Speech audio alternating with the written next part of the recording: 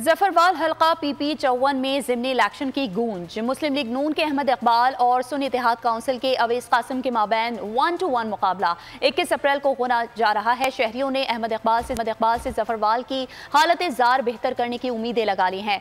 मजीद अहवाल बता रहे हैं जफरवाल से शहजाद हुसैन। अगर बात की जाए ज़िमनी इलेक्शन जफरवाल की हल्का PP 54 की, तो यहाँ पे एक तरफ तो PTI के जो अवैस कासिम हैं वो मध्य मुकाबला है, दूसरी तरफ मुस्लिम लीग नून के अहमद इकबाल जो हैं वो मुकाबले में हैं। यहाँ से तकरीबन जो 2024 का जनरल इलेक्शन हुआ वहाँ से एहसन इकबाल साहब ने 33,580 वोट लेकर कामयाबी हासिल की थी।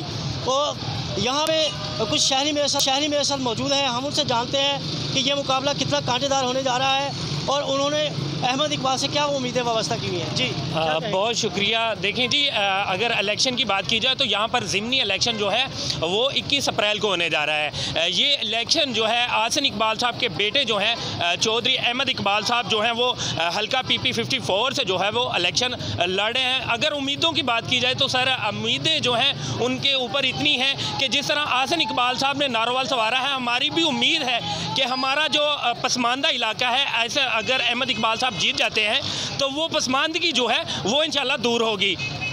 जी बिल्कुल, आपने शहरी की बात सुनी, उनका कहना यही है कि जिस तरह एहसन इकबाल साहब ने नारोवाल को तब्दील किया है, हम भी उम्मीदें लगाएंगे उनका बेटा भी यहाँ जफरवाल की तकदीर को बदलेगा। आला कारकर्दगी का उम्दा।